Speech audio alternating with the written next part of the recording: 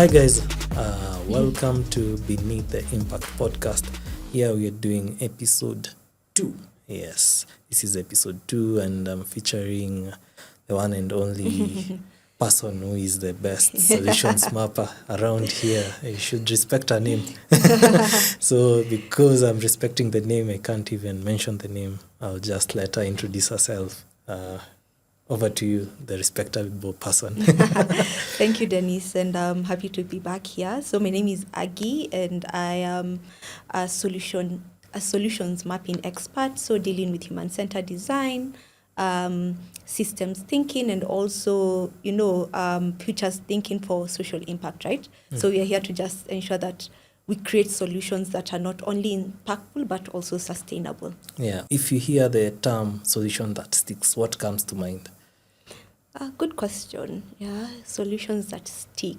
For me, I think of it's one beyond problem solving, right? Yes, you have a problem, you solved it, but what is the ecosystem around this problem? Because we don't solve problems in vacuums or create solutions in vacuums. So we need to look at the ecosystem around the people that we are solving for, or even you are working with. What are some of the nuances that we need to know in our environment? Who are our stakeholders, who are interested in this, collaborators, critics, everyone in the environment or in this ecosystem will really support the solution in terms of it being sustainable or even in terms of it failing, right? And when you talk about solutions that stick, we are really looking at solutions that go beyond us. We don't need to be there so that we need to, make the solution work. So leave it and have adoption in the local community or local environment, and can still go on even without, the expert there, quote unquote. Yeah. Yeah, awesome. From what I'm hearing from you, I think it resonates with me and also my experience with different. So looking in terms of a solution that sticks is more or less a solution that you don't need to be there. So it means that you don't need to be there for it to occur. But secondly, also in terms of when, because you want to be there forever, the time which you exit, that solution also occurs, or rather it continues to benefit the community or the persons that you serve. So it's more or less even the future and the now. So as those two elements into it. For sure, yeah. Yeah, awesome. So in terms of that element, so one of the things that I've observed, especially working with different organizations, is we have a challenge whereby we have these solutions, and at times we observe that, especially maybe you're giving a person or rather the community some solution, but the intake is not up to par the way we like. So how can we ensure that especially we get that intake, especially to ensure that this solution resonates to that person you're going to? So how do we ensure that they uptake it and that solution is relevant, especially thinking in an HCD perspective? Yeah, I think the foundation of, the approach that we're using would be gaining empathy, right? And really understanding the user or the person that you want to serve.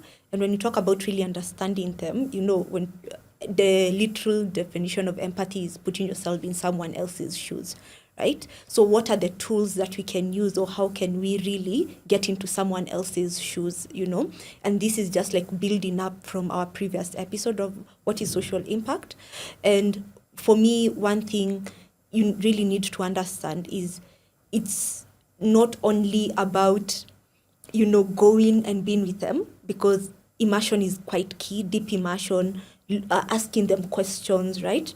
But also taking a part in actively listening and probing. Even how we ask the questions really wants to show us what can we get from information from the people that we want to serve. So if it's about an experience, it would be like, tell me how, this experience is for you, for you to really understand their journey, or to understand what a day in their life looks like, right? Sometimes observation can also be very, very key. there are some things that are not said, right? You just need to go look at them and also be in that presence to just experience that. So even just being in that space with the people that you want to solve for, observing them, really looking at how they go day by day, right? Based on the challenge that you want to really work on, or the challenge that you are looking to solve, is quite important. And even as you do this, one thing that we always encourage is that when you're going there, of course, we are human beings and we have assumptions and our biases, right? Just turning them into hypotheses that you want to test out, or even questions. And also, even before getting there, we have a lot of research data that we can get, desktop research, just going and reading into this challenge, if this has been done in this community, how's the uptake, what are some of the gaps, like having a gaps analysis, because this will really help you even as you get into to the environment or to the space. What has already been done, so you're not going to replay or redo things, but it's just understanding, okay, so if it's successful, this is what made it successful. If it's not successful or it hasn't stuck, maybe these are some of the things that are there, the some of the gaps, and now these are the questions that you ask, right? Mm-hmm. And not only to the people that you want to serve, even to other stakeholders. So also understanding who are these people surrounding the people that you want to serve, and what are their interests also, with the challenge or with the solution, and how can we also bring them on board to understand them, so that when you're creating a solution, it goes beyond not only the people at the center, but also their environment, and that can actually really support in making it more sustainable. Yeah, I think you have touched a nerve actually, because one of an approach that I'm trying to learn, especially while supporting people, is trying to draw a picture before even us going to the field to collect data. And this picture is basically, what do we know? Yeah. So looking in terms of desk research, talking to the innovators and social innovators who are there. So what do we know about this challenge that we know of? So we put it on that picture. Then we ask ourselves, what are the assumptions that we have made? Yeah. Because sometimes we assume a lot, and these assumptions might bite us at some point, because one of my chemistry teachers told me, thou shalt not assume. So we don't assume anything, but we want to acknowledge the assumptions and maybe the biases that we have. Yeah. After that, we look in terms of now the data gaps, whereby what don't we know? And then most of our data collection efforts, it will be more or less looking in terms of validating what we know, validating and checking the assumptions, whether they hold within the field, and also looking in terms of looking for the information of what we don't know, so that this picture of ours will remain the same, or we have now a fuller picture, redraw it again in terms of that. And I think you have already touched in terms of understanding the user in some good way. So probably you can let us know in terms of what tools we can look at, especially I know there are things such as empathy maps that tells us also these things, and also maybe journey maps and maybe personas, what are these things, and how can we use them to do this. Thank you for even that question, because you see when talking about gaining empathy and using an empathy map, right? So here you're looking at what do they do, what do they say, what do they hear, what do they feel, and for us is to just understand the human aspect of the user or the people that we want to serve. User sometimes looks very mechanic, but there's the human aspect to it, because all these voices or what they think will affect, the uptake of the solution, or even how they view the problem. And while we are at that, you're still trying to unearth or discover what are their hopes, aspirations, right? What are their goals? What are their motivations? Because I truly believe that, the person who is experiencing the challenge is actually the person who has the solution, right? Yeah. So our work is just to facilitate a process or an approach that will really help them get closer to the solution, right? So as you are using an empathy tool, it really brings you, or it really helps you contextualize the user that you're using. And you might be speaking to different people, yeah? And they have different journeys, or they have different experiences in the same, because it's not, we don't want to assume it's a homogeneous group. Let's just start there, right? Challenges might be there, but they might be different depending on the different intersecting identities that are there. So one thing that the empathy map will help us as you go and speak to people and probe and listen, actively listen to them, you get to understand who they are. And then from that, using that data, you look for areas of commonalities. Yeah. So what is Dennis saying, for example? What is Argie saying? What are some of the things that overlap, right?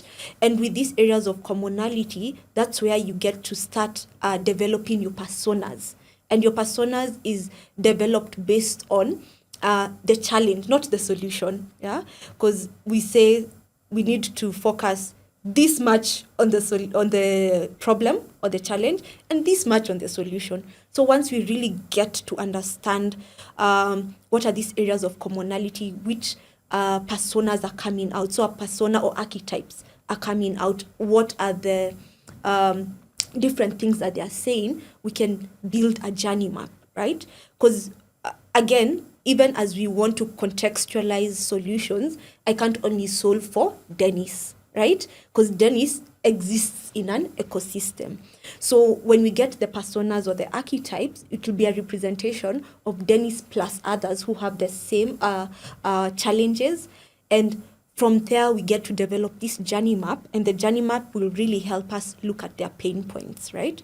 So the journey map will help us look at the people that we want to serve based on what we want to look at, right? It can be how they experience the challenge, depending on how that looks like, what they do, during, as they're experiencing it, or even after, what are the repercussions or the consequences that occur.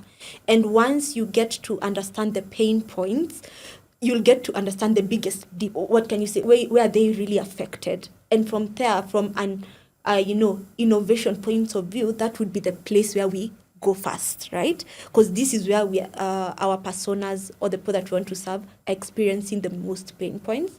So what can we do to build solutions together that address that, So the tools that we have for gaining empathy not only help us understand the user, but also look at themes that are coming out, right? Yeah. The themes that are coming out here, and understanding we might not solve for everything, we might be limited based on maybe knowledge, capacity, and other things. So what are we comfortably solving for, and what are we trying to change? What is our North Star here? What exactly is the problem? Because we don't want to be solving a symptom of a problem. You see, when you're solving symptoms, most of the time the solutions do not last or stick. Yeah. But you really need to go, asking the 5 whys. Why is this a problem? Why? So that you get to the root cause and solve that so that it can be a more sustainable solution for the community or the people that you are serving. I think I resonate with you. And one of the tools I love is the journey map. Because with the journey map, what I usually gain, or rather, because it helps me to understand a day in a life of that person, especially if what is their goal, what challenges are they facing for them to reach that goal, or rather what's the experience, because also it can be joy. It's not necessarily challenge. So what are they experiencing for them to reach that goal? It can be a day, it can be a week, it can be also seasons. So I love doing those journey maps within those different contexts for me to get different scenarios and how things are playing out, so that at least when we develop a solution, we know maybe this is a solution for July, for example. It's cold in Kenya, but it's hot in Yeah, exactly. yeah, it's a summer thing. So we think of those different seasonalities. Yeah. Yeah. So, And maybe even before, because sometimes we might sit here and it can be very theoretical, Yeah. even as we speak about it. But one thing that I've noticed, even as we look at solutions that are here, we can even examine solutions that have been that have been implemented in different parts of the country, and really look at here the gaps that arose. Why did the solution not stick? I know one major case study that we always like talking about a lot in the design space would be a solution which was a beautiful solution in north part of Kenya, where they face perennial droughts. So you'd find that women had to walk several kilometers to go and fetch water and then walk all the way back, right? And a brilliant solution was made, and they're like, oh, we have to build wells in the community so that women do not walk all that or have that tiring walk, yeah? And I could only imagine how long it's taken or how long it took for you to get designs approved, all that, go through management, and then you're now having the borehole or the well, and you have now established the well, right? It can take a couple of months, right? Yeah. Only for the people to come back to just realize that the well was poisoned, right? And people cannot use the water from that well. So the women went along and just went back to their normal routine. And as they were probing, asking themselves why, they'll be like, oh, we might have been solving for the wrong problem, because being part of the community and understanding what was happening, was like most women really liked that walk because it was a time for them to bond, share stories together, just have that, safe space for them. So we having the well close by, which looked like an awesome solution, was not really addressing the problem that was there, right? Yeah. So the women really liked that journey. So they didn't really listen to them. And you'd find that as you go and look at that case study, some of them were even going through a difficult time at home with gender-based violence and all. So they wanted that walk to even talk, be reassured, and use that as a safe space. So with such a solution, yes, the well was not a bad idea, but it was not solving the core problem of the community. And the only way that the well would have sufficed, right, would have been maybe exploring how can we create more safe spaces for women, for them to communicate and also have the well there, So I feel like you've said, just building empathy, getting to understand that journey map there, the personas, what are they really going through, what gives them joy, what makes them happy, where their challenges are, is quite important for us to really build solutions that are stick and are sustainable. Yeah, awesome. I think with that women idea, I think one of the things that probably they would have done is basically talking. Yeah. To even the friends of the women, actually. And now that also draws back to another point which I was thinking of, is maybe what's the role of looking in terms of the influencers of themselves. Because if you have one thing, especially when you are diagnosing for a problem within, or rather you're trying to understand a problem that people are facing, you need different perspectives. Because, for example, if you have one perspective of the well is far away. Yeah. That's the only perspective that you're looking at. You're not looking in terms of who are they working with, why are they going for that walk, what are they talking about. Exactly. And one of the ways which we can look in different perspective is also including other influencers in place. And one tool that probably I've come to learn and look at especially is what we call a socio-ecological model, whereby at least this gives us these other different people who can give us different perspectives. So in terms of who do we have personal relationships with, who do we, or rather what institutions do we belong to? So by institutions, we look in terms of if it's women, rural women who are agriculture, so those cooperatives, that farmers cooperatives, Yeah. which church do I go to? Those are like social institutions. Then also we have other element in terms of the culture. So for example, maybe it's their culture for women to fetch water. And also, so in terms of the culture, interpersonal is your friends who are Yeah. you working with through the well, and maybe your husband, what's going on at home. Exactly. Then also the last one is the public policy in terms of what the government and at a local level and at the national level. By local in Kenya, it's more county. Yeah. Then at a national level, what are these structures in place to govern the people? So I believe having those different perspectives, do you see them adding more juice in terms of us having a solution that will work for all these different contexts? Yeah, sure. Because the rule of thumb is start broad, yeah, and then just now come down, yeah. And starting broad is for you to just understand all those elements. Because again, solutions in vacuums do not, like, just solving from one perspective won't stick or won't last, right? So really, even when you're talking about empathy maps, just even doing the empathy maps for the different stakeholders, right? And really understanding also for them, what does this challenge look like and what is the possible solution for them, and how are they more or less, even what are they saying? Because again, we're not coming in with terms of, okay, so these are the solutions that I have, but it's more of a mindset shift where we are going to understand more and then use that to build solutions.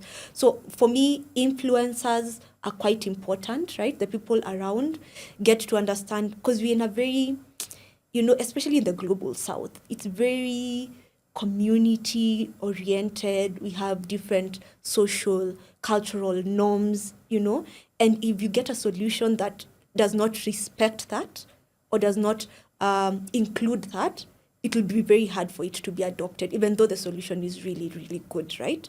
So understanding the players, who are the decision makers, who are the people also to talk to, because, even when you're talking to stakeholders, there is the 2x2 matrix kind of tool, and looking at who are there, who have high potential or who have high influence, right?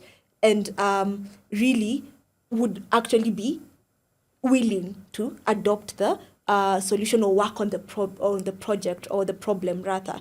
And then we also have those who have low influence. So even categorizing your stakeholders to really know, okay, I know when I go to the churches, I have a very good platform for adoption or even for awareness vis-a-vis going to, for example, schools. I might be a bit controversial here, but we have a lot of things happening right now, especially Western Nyanza, that I know there's a rollout of HPV vaccine, for young adolescent girls. And for me, it would be, okay, so who are the members of the community who are being engaged in this? Because yes, the girl is the person that you're targeting, yes, but the girl doesn't exist in a vacuum. So who are the people? Do parents know, right? Religious leaders, who are, when we are creating awareness, who are we talking to? Like you said, who are the girls talking to also? To really understand that the idea or the solution is not us bringing it to them, but it's also the community is really embedded in it. And that's why we have aspects of even co-designing, participatory design and all that with the different stakeholders to even get their point of view and perspectives, and understand what are some of the barriers that can come here, who are the people who can, be major critics, who do we need to influence, who has more power, who has the decision making, component of it. And once you understand that whole ecosystem and the framework, it will be much easier to be part of the solution, right? That speaks to a lot of people and still benefit the primary person at the center. Yeah. I reason out with that because also I think what you have mentioned is having a especially multi-dimensional stakeholder mapping as well as an engagement part of it, because also the engagement part is basically looking in terms of what knowledge, what actions are they taking, what are these perceptions they have. And even when you're starting to roll out the solution, you have that in mind and also see how to engage with them, either in creating the solution and after creating also the rollout, you keep them engaged and ensure that at least they are part and parcel of it. Exactly, because that you get a lot of buy-in from them, because even having them lead some of the interventions is quite important, right?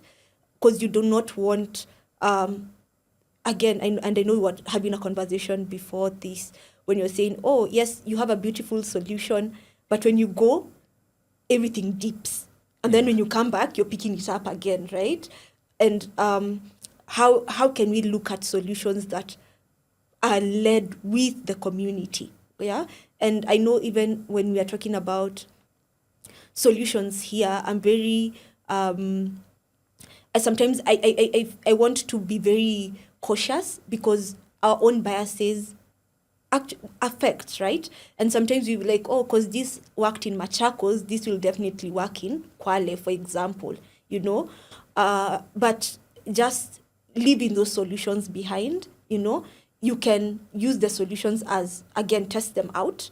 Sometimes we talk about iterating quickly, rapid prototyping. So if you have some solution, you don't even need to scale a whole solution so that you test it, right? So how can we have low fidelity models of the solution, quickly get feedback? Can be a pen and paper, a sketch, an experience, right? Quickly get feedback and look at what exactly the people are saying and incorporate their feedback. So having that continuous feedback loop, not because sometimes I feel like we wait for the tail end. Oh, we are doing monitoring and evaluation, and then you like, oh God, this solution, it's not it's not there. It's not working. But just having those little experiments in between to really understand what people are saying and to capture feedback is quite crucial. Yes, and also the good thing right now, I see most organizations embracing experimental approach in terms of them understanding failure is not bad thing. Yeah, sure. I say it's more or less okay to fail. Actually, it's quite good to fail fast. Because you learn from those failures and know the things that work and probably the things that do not work at all. Exactly. Yeah, and thinking of problems, especially, I heard you saying we have many problems. We need probably to prioritize on how to solve them. Most social challenges do not exist in silo. That's for a fact. For example, if we look in terms of even climate change in itself, climate change, it's not just a big, or rather it's not a problem on its own, it's more or less the effects which are the problem. So if we think of greenhouse emissions, we think of maybe droughts, we think of floods, and a place can get droughts and floods at the same time. For example, especially northern part of Kenya, they get the two extremes, and these days it's more frequent than before. So most of the problems are not existing in silos. How best can we understand? Because in understanding these problems, we understand what to prioritize and understand where to leverage. So there's this tool I think already you're mentioning about systems thinking. How can we use the systems thinking, especially with the knowledge that now we have about the user, them or rather the people we are serving, and also the knowledge of the influencers, now putting all together within now that systems thinking approach. I think for me, one thing about system thinking that I really like, right?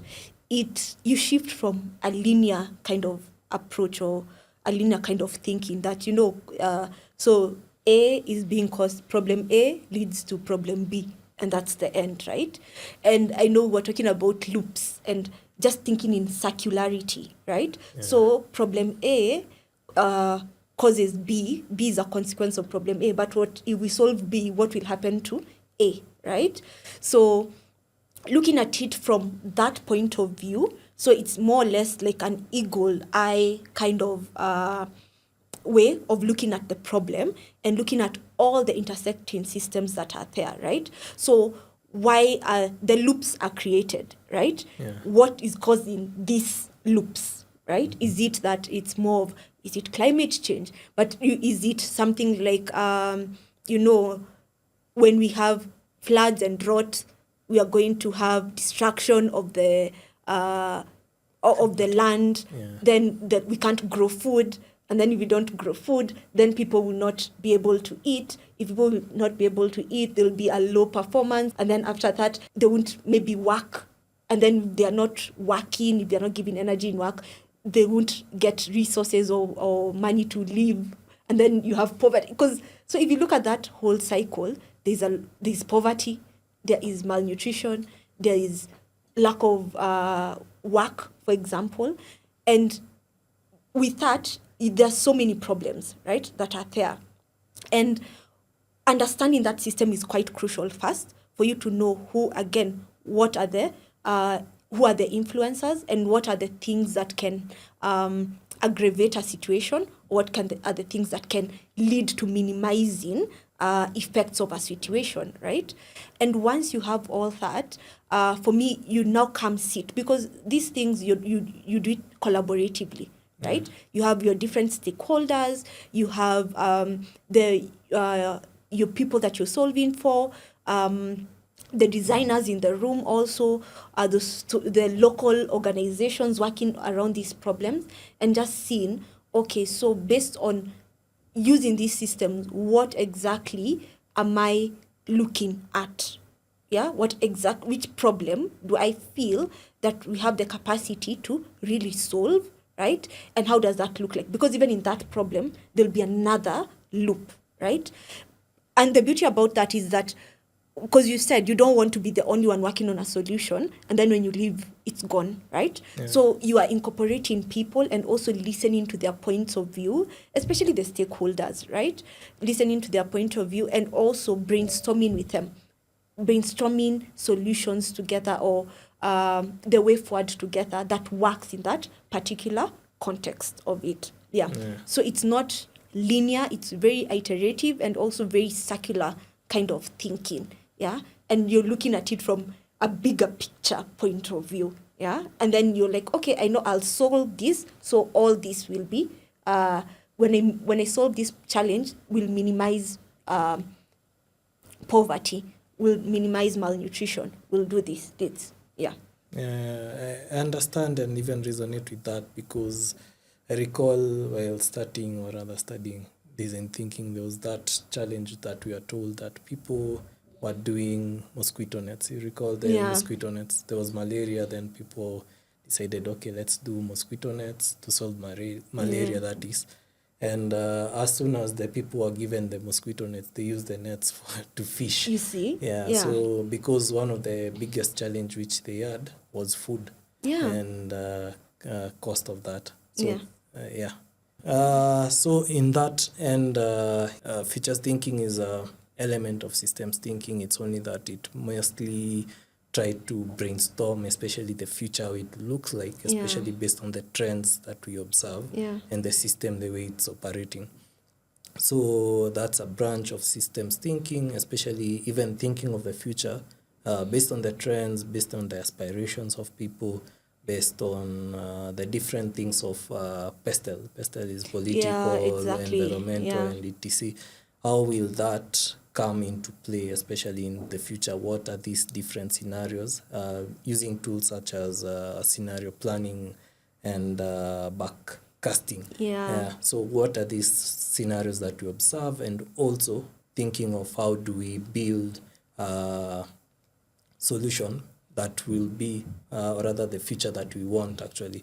If we want a future that is more inclusive and etc., we think of how do we build this future into play. Yeah, and it's something that is quite crucial, because you might have a solution now, and with the fast advancement, with a lot of technology and all that, in years to come might become obsolete, right? So it's more even of adaptability, right? and also, you know, like you said, just even thinking of scenarios, what can the future look like, and also that long-term thinking that will lead you to create solutions that will still meet the needs that are there. You know, when you're talking about phones, for example, Android or even iPhone and all, someone thought about it long ago, even AI, right? Yeah. But now they're meeting our needs now, very in our day-to-day lives, right? So even for organizations or people who are in this space, it's quite important to have that kind of futures thinking, right? We are not hell-bent on the future, yes, per se. We can never predict it. But looking at, like you've said, what are some of the changes that are going on? How can we even become thought leaders in that space and look for solutions that will be more, will have longevity as we are trying to solve problems and also making the solutions stick, right? So it's a very, and I know we'll talk more about it even as we go on with the podcast and also the tools that are there, but it's something that we really need to adopt now, especially looking at, you know, the futures report, the 2025 report, just talking about how the future is going to be. It's one thing that I think everyone should really go through and read. Yeah. Okay, thank you guys. I think we shall continue from this and have a more conversation and candid discussion and look in terms of how do we build, especially now, that solution that stick. Thank you for the time. It's been real, it's been well. Thank you. Have a good time. Okay, bye-bye. Thanks for tuning in to Beneath the Impact, where we go beyond the numbers and narratives to uncover what really drives change. If today's conversation sparked a thought, shifted your perspective, or started a question, don't keep it to yourself. Share this episode, like, subscribe, leave us a comment, and join the conversation online. You can find us at beneath.the.impact on all socials. Until next time, stay curious, stay grounded, and keep digging beneath the impact.